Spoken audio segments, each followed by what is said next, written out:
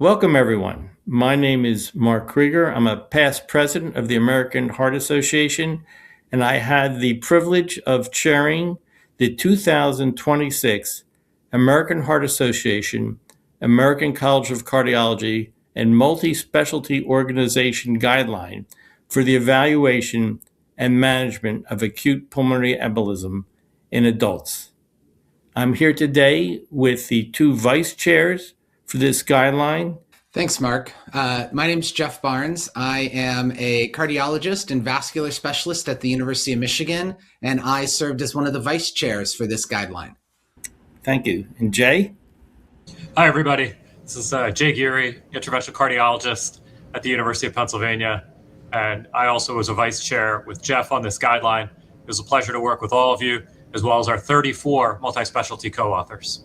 And our liaison to the AHA ACC Joint Clinical Practice Guideline Committee, Dr. Deb Mukherjee.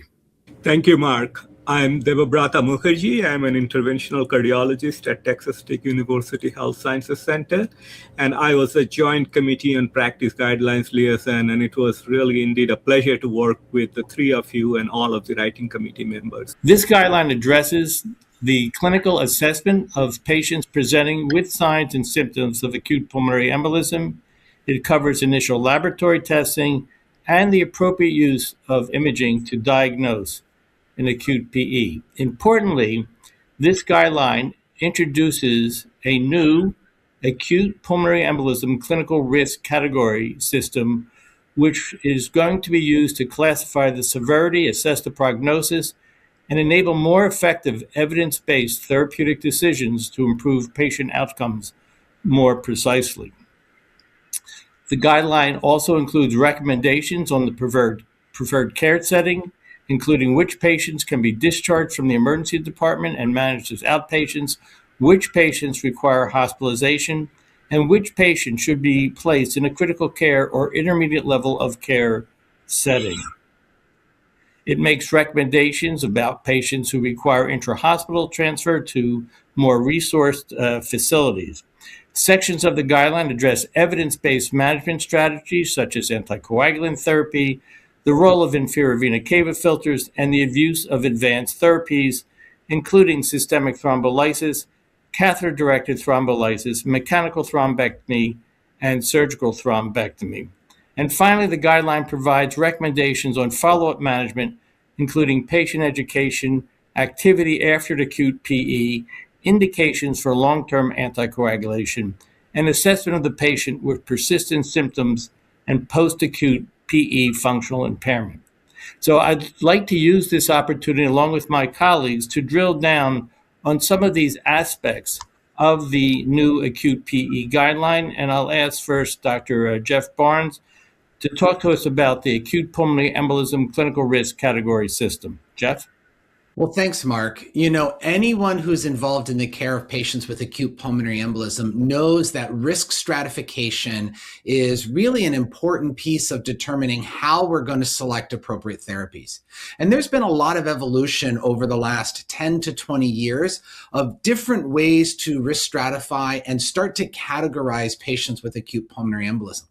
We also know that this is an incredibly heterogeneous disease, with some patients having very mild, often asymptomatic presentations, and others having very severe, very unstable presentations that require lots of resources and immediate intervention.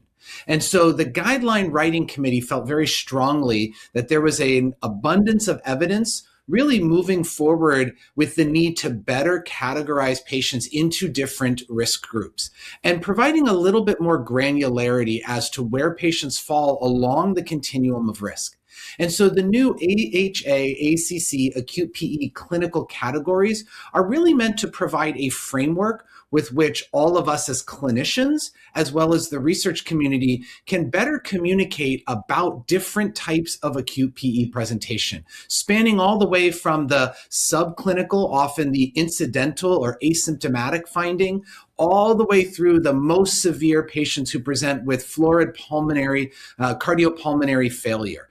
And really thinking about what the different elements are that are going to be present when a patient presents with acute PE, as a way to then determine how we should best select therapies based on the evidence that has been generated for those individual patient groups.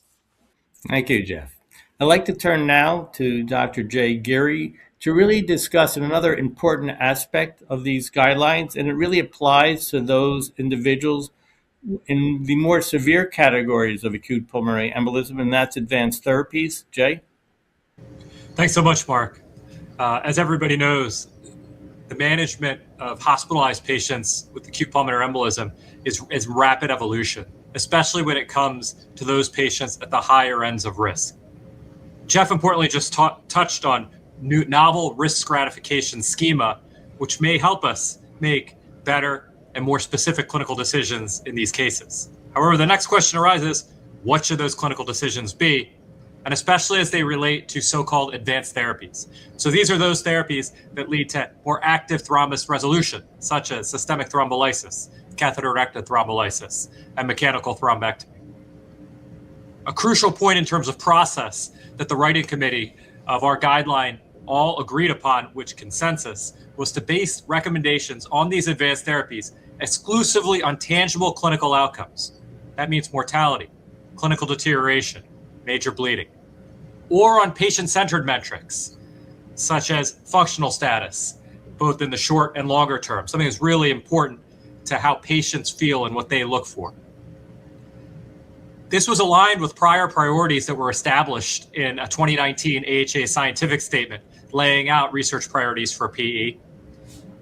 And in that vein, surrogate endpoints that related to imaging, such as RV functional improvement, decreases in PA thrombus burden, or decreases on echo and PA pressure, were not utilized as the basis for any guideline recommendations. With that in mind, the guideline committee decided that in the sickest patients, those in shock or suffering cardiac arrest, there was an imperative to act. And thus, Class 2A recommendations were given for a variety of advanced therapies, understanding that these recommendations are largely based on observational data.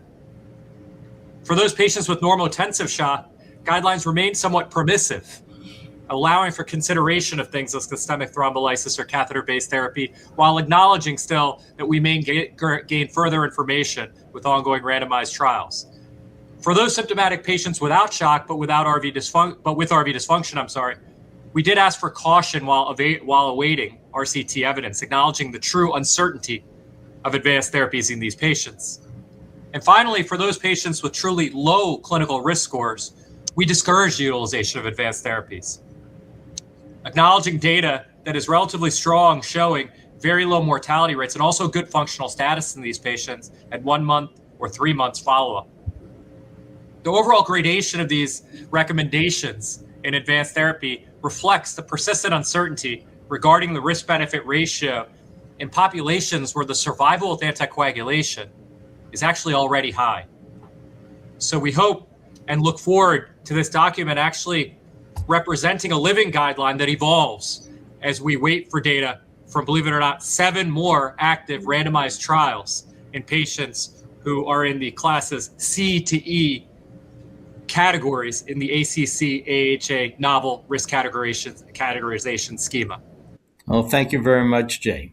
So not only does this guideline focus on what to do when a patient presents with symptoms of acute PE and how we manage the patient once the diagnosis is made, but we also provide some recommendations regarding what to do in the follow-up period. And for that, let me turn to Dr. Deb Mukherjee. Thank you, Mark.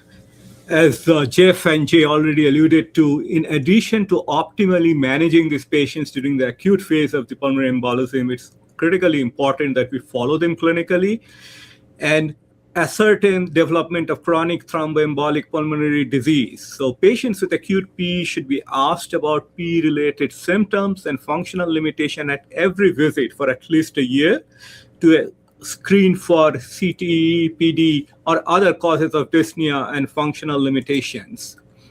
There is a class 1 recommendation that in patients with ongoing dyspnea and or functional impairment after more than 3 months of therapeutic anticoagulation after an acute PE, a diagnostic evaluation is recommended to assess for CTE, PD.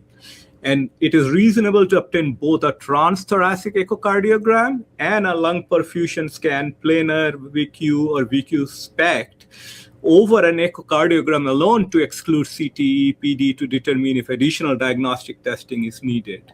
Well, thank you, Deb. And there's so much more in this document in terms of the acute management, the follow-up management, who should you continue to anticoagulate, who can be anticoagulated for shorter periods of time, and who needs to be referred further if there's more extensive management required for someone with severe and persistent symptoms. I can encourage all of you to really read this guideline carefully. It is really an excellent resource for you as you approach and manage these patients. Before closing, I would be remiss if I didn't thank all of the members of our writing committee. They came from multiple expertise areas representing different professional organizations. And I'll give you some examples, and please forgive me if I've excluded some, but certainly a cardiologist, vascular medicine specialists, emergency room physician, pulmonary doctors, hematologists, intensivists, so many people who got together to really think carefully about these recommendations and produce this guideline. Thank you all for listening today, and I hope you enjoy reading these.